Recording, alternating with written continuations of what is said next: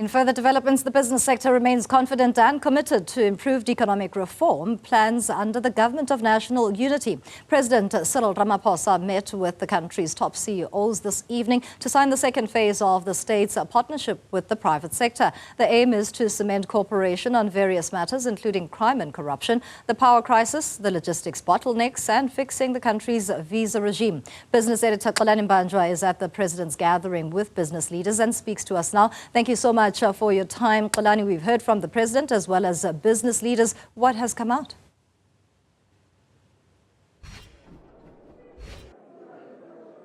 Good evening to Misang. Well, this is a very important moment for South Africa's economic growth and the future when it comes to government and business partnering together and making sure that the Government of National Unity does deliver and the second phase of their partnership actually works. I'm joined now by the CEO of Discovery Holdings Group, Adrian Go, who's also the convener of the 130 CEOs who are here tonight in Sandton to meet with the President, and he's also the Deputy President of Business Unity South Africa, Adrian Go. Thank you very much, Adrian, for your time this evening.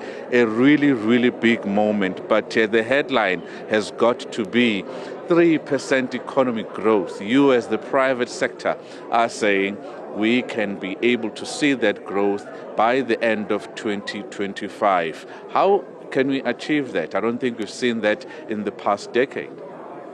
It's a very, very stretched target. We believe we can do it. The partnership we formed has been remarkable. I mean, the end of load shedding has been a function of that partnership. I think a year ago, had we thought we'd achieve that, we would have said no. So in the second phase now, we've kind of set out a few very bold targets along the same lines. Energy, making sure the energy supply is reliable. Transport and logistics. We've got to export goods to get economic growth. So the railway system has got to function. We've got a significant target in that regard.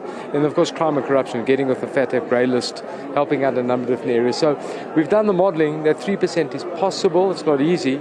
But if we achieve it, it has a massive effect. It creates jobs at a very strong rate. It creates economic growth and prosperity.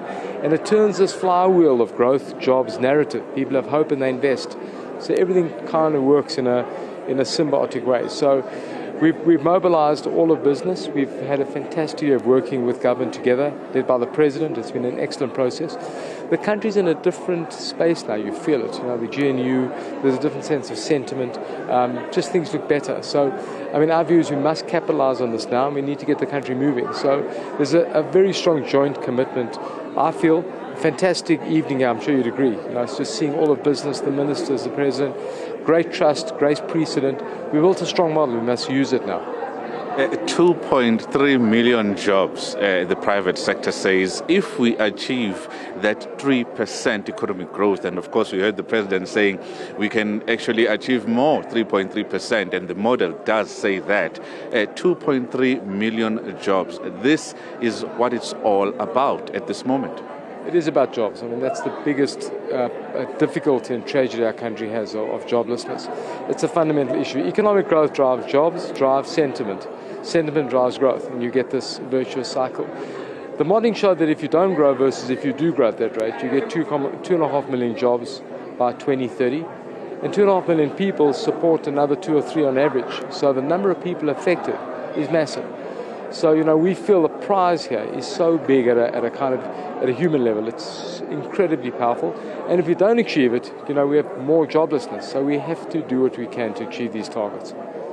Thank you so much, Adrian, for your time. It's quite an important milestone that has been reached here, and the private sector is saying we can achieve that 3% GDP growth by the end of 2025, and by making sure that you do what you need to do, and in terms of economic reforms, making sure that the grey listing by the Financial Action Task Force is actually done away with, and South Africa is removed, dealing with crime and corruption, dealing with the logistics crisis, all of these people in this room are actually energized to make sure that the jobs are actually made in this country by the end of 2025. Back to you in studio, Dumisa.